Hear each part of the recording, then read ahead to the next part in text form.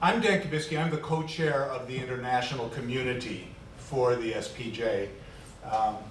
We have a weekly newsletter. We do a lot of interviews with journalists and experts around the world. Sometimes these are hour-long webinars. Other times they're just one-on-one interviews. If you're interested in more about our organization, about our community within the SPJ, you can go to the SPJ website, track down there, or you can write to us at spj.internationalcommunity@gmail.com. We're very, very happy today to talk about Tor, because this is a very important piece of software and for security. And we're going to hear a lot of details about it, but I've lived half a dozen countries around the world, and human rights groups and trade unionists have used Tor in order to avoid government surveillance. So it's really a great thing, and there's some really good parts of it that work very well for journalists, even here in the U.S. So with us today is Alison Macrina. She is with the Library Freedom Project, which is a sister organization of Tor. And she came all the way down from Philadelphia today to talk about it and to show us how to use it. So with that, I'm going to, I'm sorry, the other thing is, this is not a presentation and then questions and answers. If you have questions during the presentation, please raise your hand, stand up. Let's make this more of a conversation and a learning experience together rather than just a very formal, strict teacher-student kind of mentality, okay? Sounds good. Alison? Thanks, Dan. Hi, everybody. Dan introduced me already. My name is Alison Macrina. I am the director of Library Freedom Project, and I've also been involved with the Tor community since about 2014. So I want to give you kind of a rundown of what Tor is and how to use Tor browser. We're going to download it in real time and go to some different websites to give you a sense of how it functions. I'm going to talk a little bit about different use cases for it, particularly obviously for your context as journalists, but also in particular for things like source protection. We'll also talk about some other features of Tor, like a piece of software called SecureDrop that folks may have heard of, which is for anonymous source submissions to newsrooms, as well as another piece of software called OnionShare, which uses the Tor software for anonymously and securely sending files. And like Dan already said, this will be kind of a freewheeling discussion. I have been working in privacy, security, anti-surveillance for about the last 10 years, so I'm happy to answer any other questions that you have about just sort of general security practices. One thing that we didn't note is that this talk, we were originally going to cover some more physical security concerns for journalists. It's not necessarily really going to be a focus today, but if you have questions about physical security issues, I'm happy to answer them. But we're primarily going to be focused on the digital piece. I should add, there was going to be a second panelist who would go through risk assessment before you do an assignment. Unfortunately, they just couldn't get free in order to come here for this. So we, as Alison said, we are going to focus on the digital side. And again, this is something that will work anywhere in the world for you, whether you're working in the US and trying to protect your sources or overseas trying to avoid a repressive government.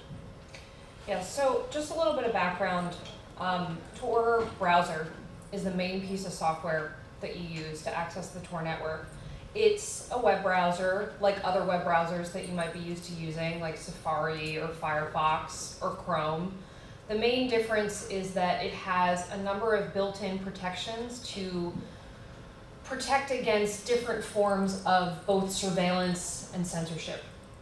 It does this in a few different ways that we're going to demonstrate, but I'll just tell you a little bit about sort of what you can expect from it. So from the anti-surveillance side, It prevents anyone who may be observing your network traffic from knowing where in the world you really are. It obscures your location kind of in a similar way to what a VPN does, but it has a lot more protection than a VPN, and I'll explain more about that when I show you the demonstration. It also has some other built-in privacy protections that stop different forms of privacy leaks that are typical from a web browser. So it does things like, it doesn't save your browser history, it prevents websites from knowing that you're on other websites while you're visiting Tor browsers. So in other words, each tab thinks that you're a totally different person in a different location. So that prevents a certain kind of tracking called cross-site correlation. And then from the anti-censorship side, it is a tool that can help you access websites that might be blocked. Now this is primarily a concern for people in other countries, but it still is an issue here. I was literally just at the MLK library and I was going through some of the kind of demo pieces that I was planning on doing here, and torproject.org is blocked at the MLK library, right? So, which is, there's a lot of ways that comes up, mostly in like school settings, academic libraries and things like that might block websites. And so Tor browser will allow you to subvert any installed censorship tools. As far as other countries are concerned, Tor helps to defeat, government level firewalls. Now there are some ways that it's a little bit of an arms race, right? So certain countries, for example, Iran is a country with very sophisticated censorship measures. So Tor in Iran may take, there's like a few additional steps that you may need to take to get Tor to work, but in most contexts around the world where there is censorship, especially at the state level, Tor is a piece of software that you can use to get past that. And you can also use it if you're working in those countries, not just to subvert the censorship, but also to avoid any government level espionage that might be conducted against journalists in those contexts. So I'm going to tell you a lot more about how Tor works, but let's get started with the demo. So what we wanted to do today was show you downloading and installing it from start to finish, just so that you can see exactly what to do.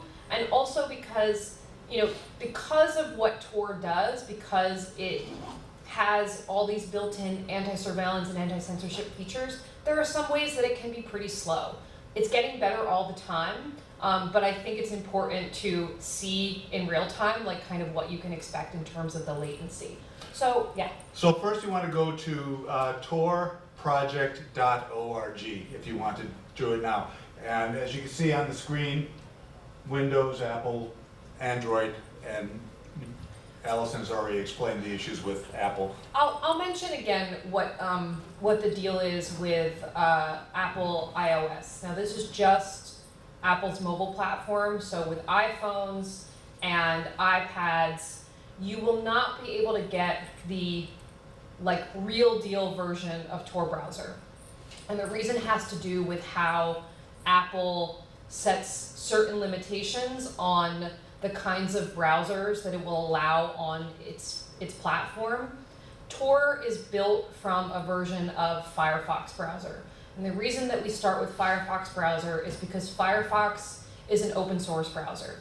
And what that means for Tor is that we can take Firefox and we can easily make a bunch of changes to it. We can sort of plug up the holes, we can route the traffic over the Tor network, and it does all the things we need it to do. On the iOS platform, Apple requires you to make your browsers work with Safari WebKit. So every browser that you use on the iPhone, if you have Firefox, if you have Chrome, you actually don't have Firefox or Chrome, you have Safari with like a Chrome code on. And that doesn't really matter for most browsers, but it matters for Tor because there are certain functionalities that we just can't make work with Safari. That said, there is a version of Tor browser in the iOS store. It's called the Onion browser, and it's made by a developer who's in the Tor community. I know him, he's actually a journalist, and it just doesn't really work that well. If you download it, you'll see what I mean. It crashes easily. If you navigate away from the browser, you have to restart it. It's just like kind of a general pain in the ass, frankly. So I don't really recommend it, but if you want to see what I mean, you can try it out. But in a desktop environment, Tor will work beautifully, and for Android, same thing. It's going to work great. So we're going to go ahead and download it for Windows, because that's what Dan is using on his device here. So if you want to be on torproject.org for sure, you want to download the real version of the browser. You know, being what it is, it's a pretty high value target for, you know, various malware makers around the world. So there are occasionally like fake versions of Tor browser out there on the web. And that's why it's really important to go directly to torproject.org to download it, because then you can be sure that you're not getting something that's actually malicious. So we have it downloading. Yeah. We're going to give it a second. It says 20 seconds left. Great. While we're waiting for that, I'll just give you a little bit more background. So Tor Project is a US-based 501c3 nonprofit that makes Tor browser. Tor, the software that underlies the Tor browser, is basically a network level proxy. So I said before that it functions kind of similarly to a VPN. The difference is that a VPN, and if anybody doesn't know what a VPN, let me just explain really briefly.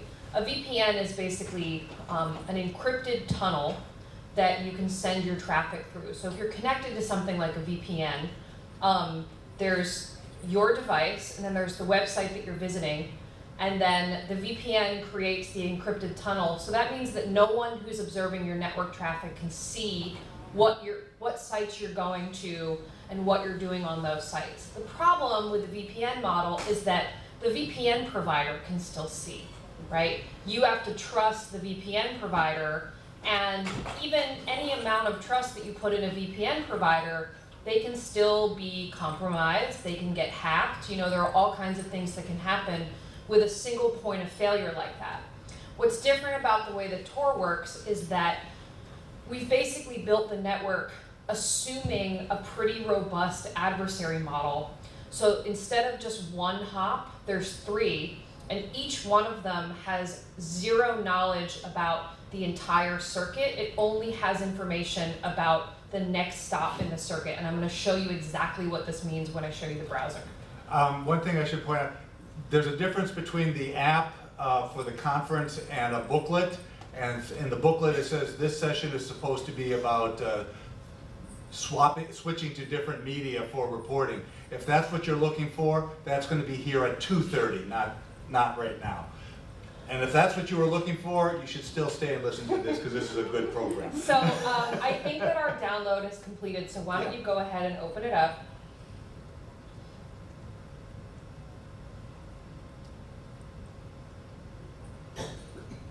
Conference Wi-Fi.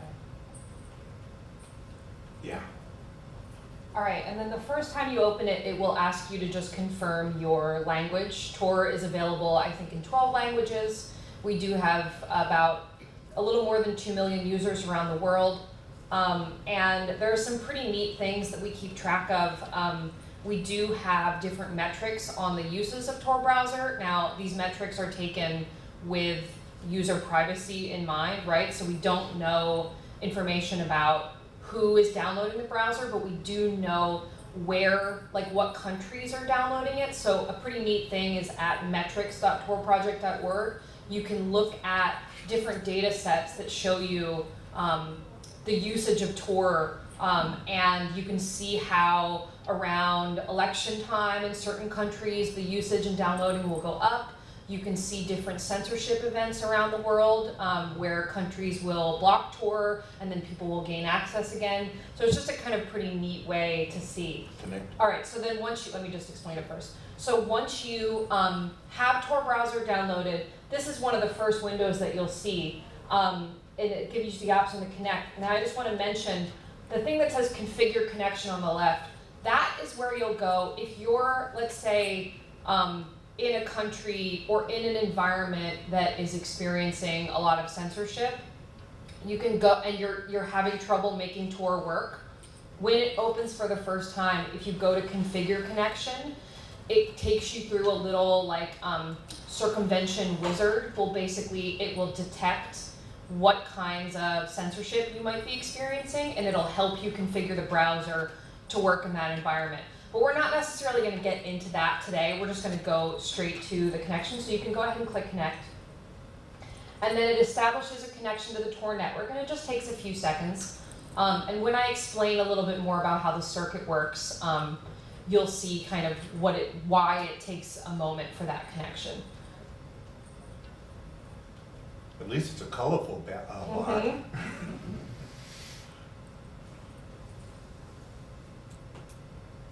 It doesn't usually take this long, though. Well, again, we've It got might be several hundred conference- people, you know. It might be for a conference Wi-Fi. Let me also see. I have it on my laptop as well. So let me just see if it's giving me some latency. Is it moving? Yeah, it is. Okay, as long as it's moving, cool. All right. And you know, something to know about Tor browser is that it's, okay, great. I'll just say this one thing really quick, which is if you download it and you have it on your device, it's actually a good idea to leave it up and running all the time because what that does is it provides a kind of herd immunity. And what I mean by this is, let's say you're in a place where there is some government monitoring of all network connections. What they will see at the network level is that there are multiple Tor connections. They won't see anything else about who the user is, but it is true that using Tor itself is something that sometimes will raise suspicions at that level. And so multiple Tor connections means that you're providing some cover for other people who may be using the browser, right? So it's just like having more out there. All right, so I'm gonna stand up actually, and I'm gonna bring the microphone with me, if I can do it. Yep. Here, I'll hold Actually, it. I'll let hand me, it to yeah, you. you when hold get it and hand it to me, thanks. Okay. So I'm gonna have Dan go to a couple of different websites. So let's just go to let's go to libraryfreedom.org, which is my website, with an embarrassing picture of me right on the front page that my graphic designer put there. I think you missed an R in library. Yeah, I did. Too many R's in that word. The nuns were always very particular about how we pronounced it too. Yeah, you get slapped on the wrist for that. All right, so is that? Yes. There we go. Okay. So we got one tab open with libraryfreedom.org. Now why don't you go ahead and open another tab and just go to CNN.com, right? Just whatever. I didn't pick them because they're a sponsor or anything. So you can see there's a little bit of latency, and some of that has to do with being on conference Wi-Fi, but some of it is just how Tor works. It does function a little bit more slowly than a browser that you might be used to using. So while we're waiting for CNN to load, go back to the Library Freedom tab, and I want you to click on the little lock icon that's right there, and just hold that open for a second. So I realize that the projector is a little bit fuzzy, so I'm just going to read to you what I'm looking at here. So here's your Tor browser, right? And we're on libraryfreedom.org. And when you click on the little lock icon that's up in the URL bar, you get to see the Tor circuit. And this tells you a lot about how Tor browser works. Basically, what you see in front of you, it says Tor circuit, and then it says this browser, and then it says Germany, and has a German IP address. And then it says Germany again and a different German IP address. And then it says Moldova, with a Moldovan IP address, and then it says libraryfreedom.org. So this is what I meant by the 3 hops, right? So this is how Tor provides the location anonymity and some of the anti-censorship properties. Because basically the circuit is like layers of an onion. That's why the Tor, it's called the onion router. It's based on a concept called onion routing, and essentially it's like this. So the first layer of the onion is the first step in your circuit. So this first node, the one that's in the first German IP, that one decrypts the first layer, and it knows that the request came from me here in this DC conference room, and it knows the second destination in the circuit, but it doesn't know the third one, and it doesn't know the final destination. It sends the package on to the second circuit. That second circuit decrypts the next layer. The second circuit knows that it came from another IP address in Germany, and it knows that it's going on to an IP address in Moldova, but it doesn't know that its final destination is libraryfreedom.org, and it doesn't know that its origination was a DC conference room. You guys getting the flow of this, right? And so the final one in Moldova decrypts the third layer. It knows its destination is libraryfreedom.org. It knows that it just came from this IP in Germany, but it can't decrypt the entire circuit. And so in this way, Tor provides a lot more security than your just traditional VPN, because what we're assuming with this model is that we basically have zero trust in all of these computers. And that doesn't mean that they're actively malicious, but the way that the Tor network functions is we run these servers around the world that are basically proxies that just forward traffic all day long on the network. And if I were a nation state that wanted to observe, what Tor users were doing, I would try to run as many of these nodes as possible. But because of how the function of the network works, even if a malicious actor was running all of these nodes, they would never be able to tell where the entire circuit was going. The only time that this is not true is if you are a target of a nation state level actor like the NSA. If you're an NSA target, you should throw your phone into the sea and never log onto a computer ever again. That's different from the NSA being able to conduct mass surveillance. I'm talking about people who are targets, so top 10 terrorism most wanted list type people, right? There is probably the possibility that the NSA, at the level of surveillance that they are capable of, they may be able to observe literally all network traffic in real time.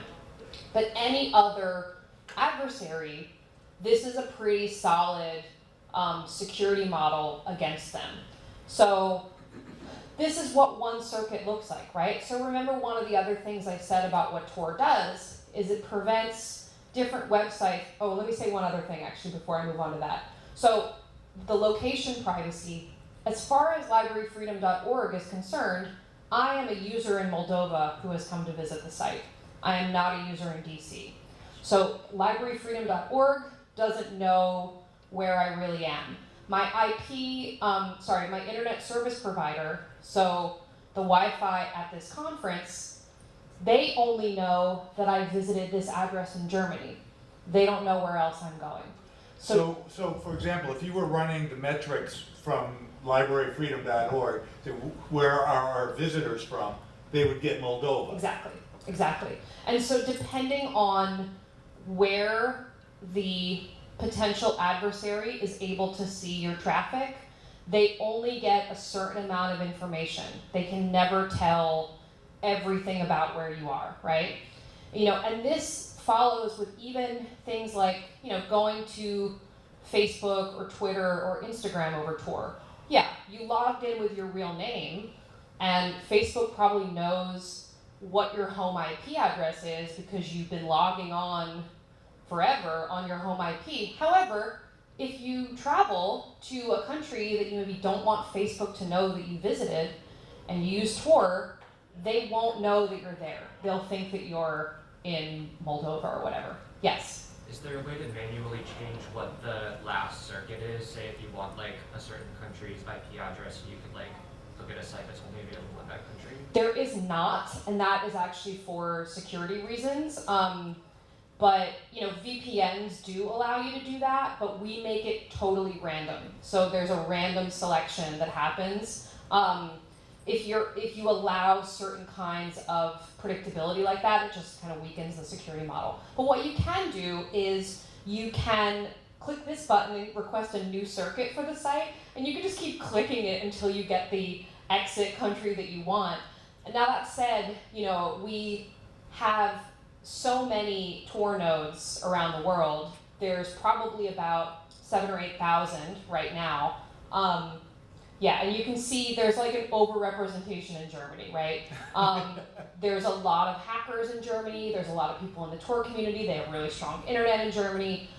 We are working a lot all the time on greater geographic diversity of the nodes because there is some correlation between the speed of the network and how close you are, like geographically. And so a lot of our work in the last 5 years or so has been building up our community just like across the global south, and in particular trying to work in countries that have more robust internet. So like, for example, been doing a lot of work all over the African continent. Kenya has pretty strong internet compared to some of its neighbors. We're getting a lot more nodes in Kenya. So that is some of the like location level privacy. So then if you go to, now I just want to remind again where this circuit is because we changed it, right? We've got France, Finland, Germany, right? Now go to CNN.com and click on the left. Now we've got Germany, France, Germany. So it's a completely different circuit. Now the first node in the circuit is called the guard. That one may not change. There's no problem with that. It actually even has a little notice that says your guard node may not change. It's not something to worry about. But what you can see here is some of that cross-site privacy that I was talking about, where basically each site that you're on, CNN would not be able to do any cross-site correlation to know that you visited libraryfreedom.org. And this is something, you know, thinking about like what the adversary model is for this, it's basically, you know, advertising, right? We know that that's one of the ways that digital advertising works. It sort of follows you across the web. This is a big way that Facebook tracks its users. It's keeping track of what other sites that you visit. And there are different ways that this kind of cross-site correlation is used, but it basically just prevents, you know, it's also helpful for privacy in a broader way because, you know, even though there's not that many websites anymore, right? It's like there's 5 now that we go to.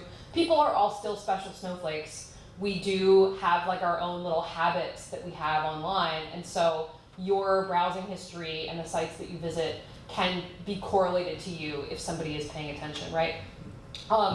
So let me think if there's anything else I want to say about Tor here. I'm going to show you some other things that Tor does. Before I move on to that, is there any questions just about Tor browser in general? Yes.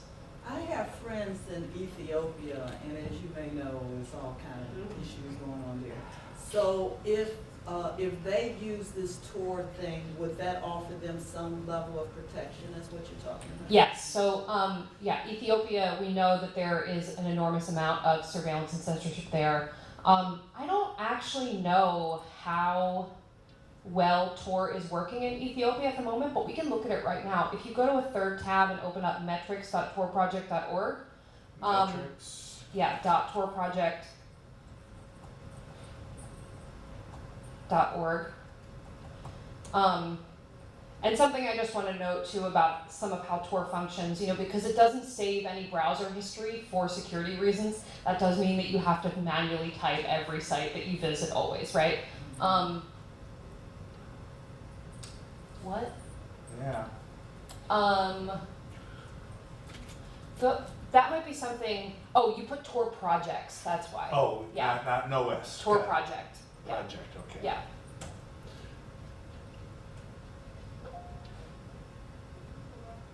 There we go. Okay, so what you can do is click on users. I want to see, go by country, and you can look up a specific country. Go to Ethiopia and let's just see update graph.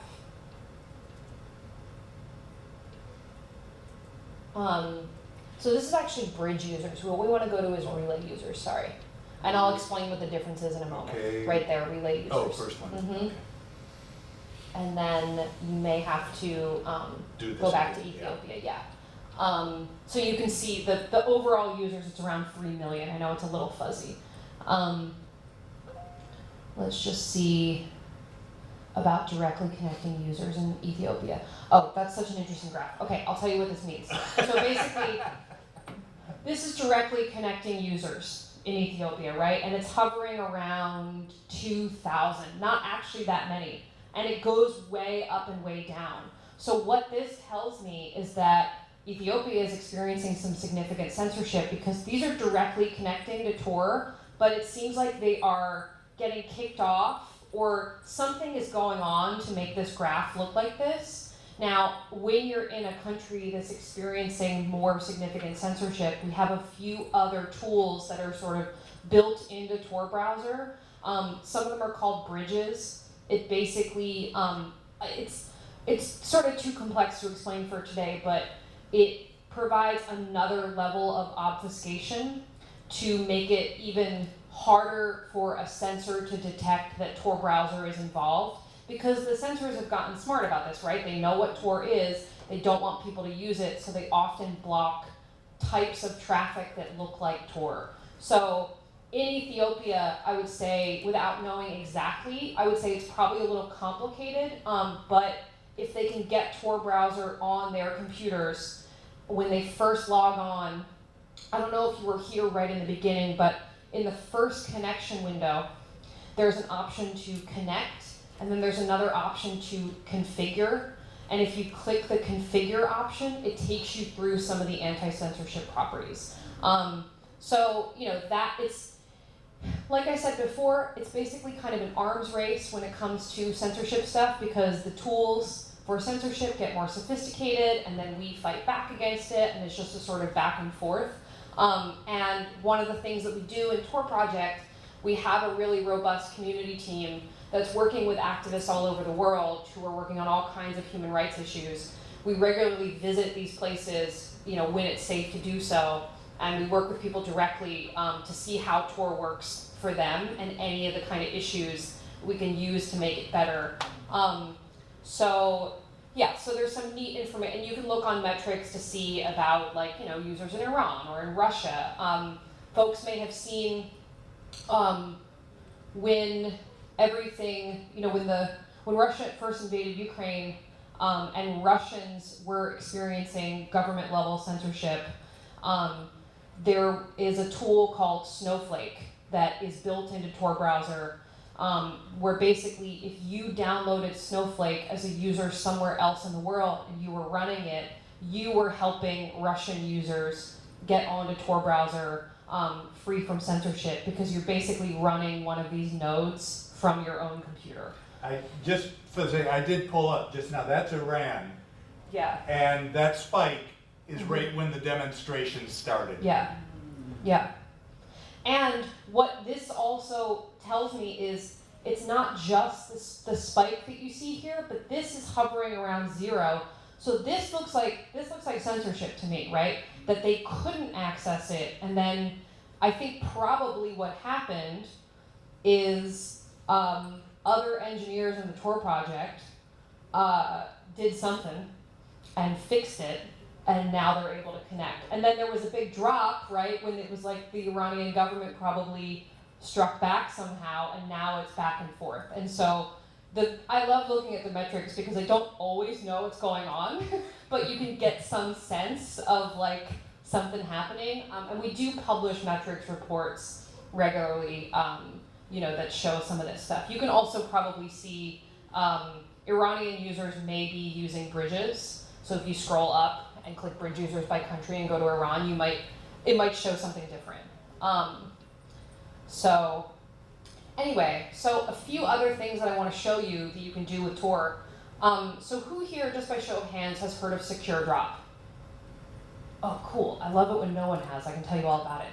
So Secure Drop is a tool for newsrooms to accept anonymous submissions that can basically protect sources in a really high level way. So there are a number of different newsrooms that have Secure Drop instances. Basically the way that it works is, so if you go open up a tab and just look up Secure Drop sites, and there's like a link to show you a whole list of them. So in order for it to work, the source has to have Tor browser installed. One of the things I do with Library Freedom Project is we install Tor browser at public libraries around the country so that people can have an anonymous place to use Tor and do things like Secure Drop without having to download Tor on their own computers. So, is it just the internet is being a little slow? I'm hoping that's what it is.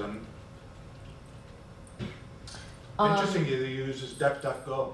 Yeah, so you can open up another browser if you want. Oh, and I'll mention that too. Yeah, the search engine that's built into Tor is DuckDuckGo. It's a search engine that doesn't track you in any way. Google really doesn't work in Tor because Google wants to know who you are and where you are. It might just be the internet is slow, so I would open up another browser and just open up Secure Drop from there so I can show you. So basically the way that it works is newsrooms install a Secure Drop instance on their website. And there's a special link that can only be opened in Tor browser. I would do the directory. Oh. Okay. Yeah, because I want to show where some of the places are. So ABC has one. You know, there's a whole bunch. Bloomberg, you know, it's becoming way more popular. And so if you go, yeah. So if I wanted to put a link to this on my personal website so sources could just send it to me personally, do I have to be listed in this directory? You do not have to be listed, Okay. no. There is some like technical know-how to installing it, but if you need help, the Freedom of the Press Foundation does offer assistance to journalists and newsrooms for installing Secure Drop, and then they'll show you some of the security stuff that you have to do on your side of like how you receive the submissions and the safe way to download them and all that sort of stuff. But basically, if you go back to the directory and just click on the ABC one, it's not that ABC, it's Australia. It's the Go Australia. to Al Jazeera. Al Jazeera. Yeah, just so we do something that we know. So okay, so you can see there's, and I know that this is a little fuzzy, but there's whenever a newsroom has Secure Drop installed, they have a whole bunch of information about what it is and how to get to it. And so this website, you can't really quite see it, but it's a jumble of letters and numbers, and it ends in a .onion address. And the .onion address is a special kind of address that can only be accessed over Tor browser. So if you go ahead and copy and paste that whole, just double click on it, yeah, and copy and paste, and then go back to Tor browser and open it up in Tor browser. You can just go right in, yeah, exactly. Now it may take a moment because we're on this conference Wi-Fi, but it will show you what the Secure Drop instance looks like for the source. Let's see if it works. Oh yeah, here we go. It's trying. Cool. There we go. Yeah, so it's got a nice little thing where you can actually log in as a, you know, if you've like got multiple things that you have to submit as a source. But it's very safe. You know, it's powered by Tor. And, you know, honestly, like for the most part, the worst thing that happens from this is like people will send you a bunch of bullshit. You know, they'll send you like anonymous fake stuff, right? So you do have to be like, you know, figuring out in your own newsroom like what's legit or not, because you don't, it's all anonymous, right? But people get all kinds of great source submissions from this. Okay, you got 10 minutes. Oh, I only have 10 minutes. Oh my god. Okay. Do we have any questions? There's one more thing that I want to show you that's like a Tor piece of software, but since we only have 10 minutes, I just want to open it up for any other digital security questions, anything about source security, other tools that you're using or that you've heard about. Doesn't have to be about Tor. Proton Mail, I see a lot of journals using this. Yeah. What's the So deal there? Proton Mail is, it's based in Sweden, or one of those Scandinavian countries. And basically the way that Proton Mail works is if both people are using Proton Mail, it automatically encrypts the messages. So both sides have to have Proton Mail addresses. And I use Proton Mail too, but I have been strongly considering switching off it because they've just had a number of security issues over the last couple years. You know, it's the kind of stuff that like has gotten resolved, but it's just becoming sort of increasingly sus. You know, in terms of other trustworthy mail clients that you can, not mail clients, mail providers that you can use, there is a service called RiseUp that is really good. They do not provide automatic encryption in the way that Proton Mail does, but they are a trustworthy provider. I believe very strongly that they would sooner go to jail than like offer up like an adversary like lists of their users or access to their email content. Another one that is decently good is PObox.com, which is now Fastmail, I think. If you go to PObox.com, it's got a new name. And I believe you do have to pay for that one. But yeah, I mean, it's not like Proton Mail is horrible. It's if you're using it now, and I recommend if you're using it now, look up some of the security issues that I'm talking about. See if it matters to your particular threat model. You know, in other words, like the kinds of risks that you're taking with your work. But if you're not using it, I would recommend not starting to use it because it's had so many issues. Something that does work very well and is very trustworthy is Signal for texting and calling. And Signal is unique in the sort of like secure texting world because so a lot of other text platforms, iMessage, WhatsApp, they use encryption for the content. So like if someone's observing your network traffic, once again, they're not going to be able to see the content of the messages. But what they don't do is they do nothing to protect the metadata. And we know that metadata is very, very revealing, especially when it comes to sources, right? You don't necessarily need to know what the content of a message is if you know who's contacting whom and when. So Signal is the only one that protects your metadata, and it does this in two different ways. So let's say you have a source and your source is like under investigation for like they're doing some kind of leaking and their text messages get subpoenaed. If they're using Signal with you, all that can be revealed is that they have the Signal app installed and the timestamp that they last used it, and that's it. It doesn't say anything about who they communicated with, nothing, right? And it doesn't matter if Signal is subpoenaed, it doesn't matter if your internet service provider is subpoenaed. The other thing that Signal has as a feature is it has disappearing messages, which are really useful. And if you turn on disappearing messages, that means that while let's say your phone gets seized, and someone is able to look and see what kind of conversations you had. While the metadata would not be protected in that instance because someone would be able to see that there were conversations, all of the messages would be gone. So someone wouldn't be able to see what kind of conversations you were having. So it has a few different security features that other texting tools don't have, and it does secure calls and video calls, and it's run by a nonprofit. The head of the nonprofit is Meredith Whittaker, who was formerly the Google whistleblower about all the sexual assault scandals that happened at Google. She's a total badass, she's amazing, and she runs Signal now. So I trust them highly. So it's an app and not a website, It's right? an app. I've Yes. heard of it, I just. You can haven't- use it on your desktop though, as well as your phone. But you have to get it through. You have to download it, yeah. And the other person has to have it installed too. So, yes. Did you talk already about virtual meeting platforms that are safe? So, Would you suggest? virtual meeting platforms, you know, you should basically treat them like they're public. Zoom does have end-to-end encryption, and that's fine, but, you know, it's not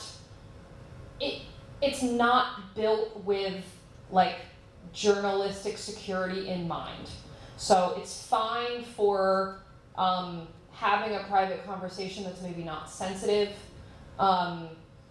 And the other platforms, I would say similar, you know, because like Zoom has access to all those conversations you had, right? They know all the metadata. Same with Google Meet or same with WebEx or whatever. Jitsi is the only one that is an open source privacy focused platform, but the issue with Jitsi is functionality. It doesn't really work as well. So when we're talking about like privacy forward platforms, the ones that I mainly recommend are the ones that have a really robust budget and a lot of people working on it, and unfortunately Jitsi doesn't really have that. Signal, on the other hand, has an endowment, and they got the endowment from the guy who founded WhatsApp because then he felt really guilty about like selling his product to Facebook or whatever, and so he gave like $1 bajillion to Signal. So they're funded, and Tor Project 2 has like a pretty good budget, so you can count on like them being developed and fixing their issues and all that sort of stuff. Yes. Is there I don't know if this is a dumb question or not, but is there an advantage of running the Tor browser on a computer that's on a VPN?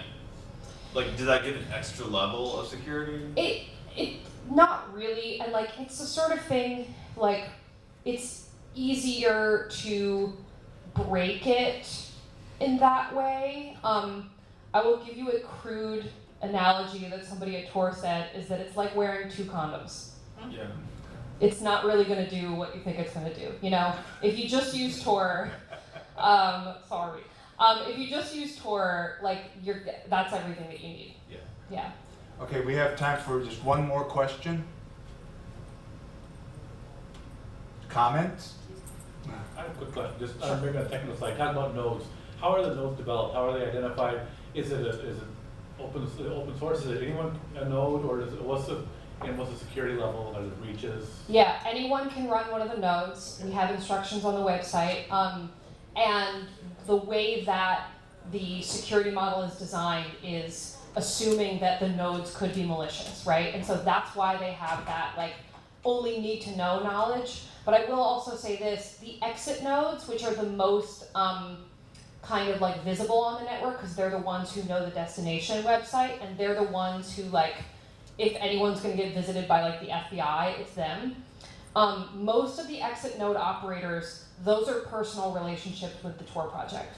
They're people that like, I mean, our community work is really important to doing this. It's like how we build a lot of our trust. And so it's like hackers from around the world that we've met, different human rights organizations, journalists, people like that. Part of the reason that I work with libraries is because like they're a trustworthy operation to run some of these things, and they're shielded from some of the concerns that you might have of running one of these as an individual. But there's a bunch of information on the Tor project website about how all that works too, so you can look at it. So what if one of those end nodes like physically got seized by whatever country? All they would be able to see is that it's an exit node, and they might have been able to connect it to having visited a website, but there's not like a list of sites that it's gone to on the computer, and it wouldn't be able to detect any of the previous users. And those nodes have gotten seized before, you know, and they've like interrogated the operator, and the operator's like,